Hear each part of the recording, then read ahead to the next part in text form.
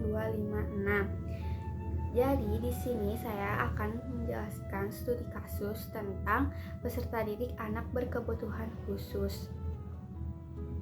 Studi kasusnya itu tentang hasil observasi dan wawancara dengan guru kelas. Ditemukan satu orang peserta didik berkebutuhan khusus di kelas 2 dengan jenis hambatan keterlambatan berpikir. Peserta didik tersebut belum mengikuti pendidikan taman kanak-kanak atau TK, sehingga kemampuan dasar membaca, menulis, dan berhitung belum berkembang secara optimal. Saat ini, peserta didik baru mampu membaca dan menulis huruf sederhana serta melakukan operasi berhitung sederhana yang masih terbatas pada bilangan belasan. Peserta didik membutuhkan pendampingan intensif dan berkelanjutan dalam kemampuan akademik dasar agar dapat mengikuti proses pembelajaran di kelas. Dari aspek sosial, peserta didik menunjukkan karakter yang cenderung pendiam dan memiliki keterbatasan dalam berinteraksi dengan teman sebaya.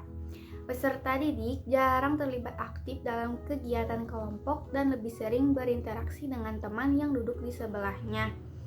Ketika diajak berbicara oleh teman, peserta didik biasanya menjawab secara singkat dan pasif. Dalam kegiatan pembelajaran, peserta didik sering menyalin catatan dari teman sebagai upaya untuk mengikuti pelajaran.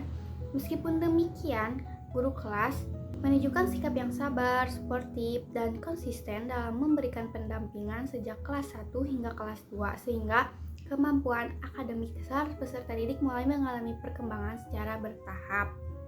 Selanjutnya ada pengelolaan layanan pembelajaran bagi peserta didik berkebutuhan khusus dalam kerangka manajemen berbasis sekolah.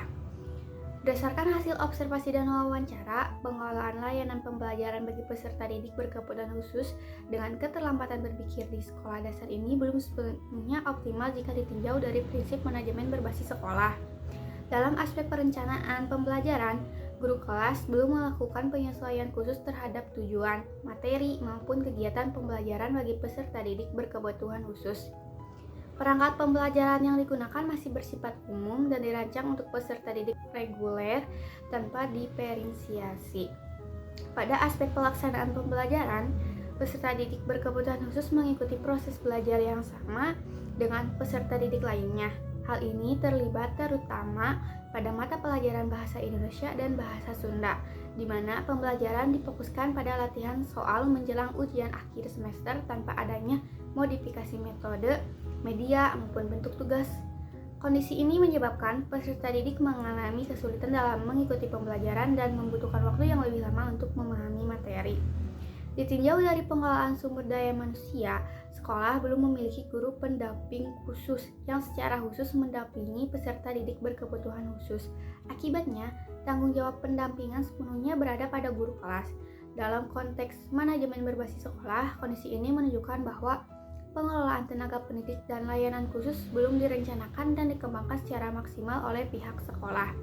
Selain itu, pengawasan dan evaluasi pembelajaran bagi peserta didik berkebutuhan khusus belum dilakukan secara sistematis. Guru kelas belum memiliki instrumen khusus untuk memantau perkembangan akademik dan sosial peserta didik secara berkala. Dengan demikian, dapat disimpulkan bahwa pengelolaan layanan pembelajaran bagi peserta didik berkebutuhan khusus dalam kerangka manajemen berbasis sekolah masih perlu ditingkatkan, terutama dalam aspek perencanaan, pelaksanaan, dan pengelolaan sumber daya pendukung. Jadi apa saja sih faktor pendukung dan penghambat pelaksanaan layanan pembelajaran bagi peserta didik berkebutuhan khusus? Berdasarkan hasil temuan di lapangan, terdapat beberapa faktor pendukung dan penghambat dalam pelaksanaan layanan pembelajaran bagi peserta didik berkebutuhan khusus di sekolah dasar.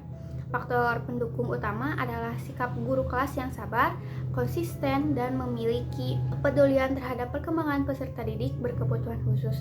Guru memberikan pendampingan secara berkelanjutan meskipun tanpa dukungan GPK atau guru pendamping khusus. Selain itu, lingkungan kelas yang aman dan kondusif serta tidak adanya perlakuan diskriminatif dari teman sebaya turut mendukung perkembangan sosial peserta didik. Adapun faktor penghambat meliputi keterbatasan sumber daya manusia, khususnya ketiadaan guru pendamping khusus sehingga pendampingan belum dapat dilakukan secara optimal. Selain itu, belum adanya penyesuaian kurikulum, metode, dan media pembelajaran bagi peserta didik berkebutuhan khusus menjadi hambatan dalam proses belajar. Keterbatasan sarana pembelajaran konkret dan minimnya pelatihan guru terkait pendidikan inklusif juga menjadi faktor yang menghambat optimalisasi layanan pembelajaran. Solusi dan rekomendasi berbasis manajemen berbasis sekolah itu berdasarkan permasalahan dan faktor yang telah diidentifikasikan. Solusi yang dapat direkomendasikan dalam kerangka manajemen berbasis sekolah adalah penerapan pembelajaran terdiferensiasi sederhana oleh guru kelas, seperti penyesuaian tingkat kesulitan materi, pemberian tugas bertahap, serta penggunaan media pembelajaran konkret. Sekolah juga perlu mulai menyusun program layanan pendidikan inklusif sebagai bentuk kesiapan dalam melayani peserta didik berkebutuhan khusus. Kepala sekolah diharapkan dapat mendorong peningkatan kompetensi guru melalui pelatihan atau workshop dasar terkait pendidikan inklusif. Selain itu, pengadaan media pembelajaran sederhana serta penguatan kerjasama antara sekolah dan orang tua perlu ditingkatkan agar perkembangan akademik dan sosial peserta didik berkebutuhan khusus dapat berjalan secara berkelanjutan. Kesimpulannya, hasil studi kasus mengenai pengelolaan layanan pembelajaran bagi peserta didik berkebutuhan khusus dengan keterlambatan berpikir di sekolah dasar dapat disimpulkan bahwa kondisi peserta didik menunjukkan keterbatasan pada kemampuan akademik dasar dan interaksi sosial. Peserta didik masih mengalami kesulitan dalam membaca, menulis, dan berhitung, serta cenderung pasif dalam berinteraksi dengan teman sebaya. Meskipun demikian, lingkungan kelas relatif kondusif dan tidak ditemukan perlakuan diskriminatif bagi peserta didik lainnya.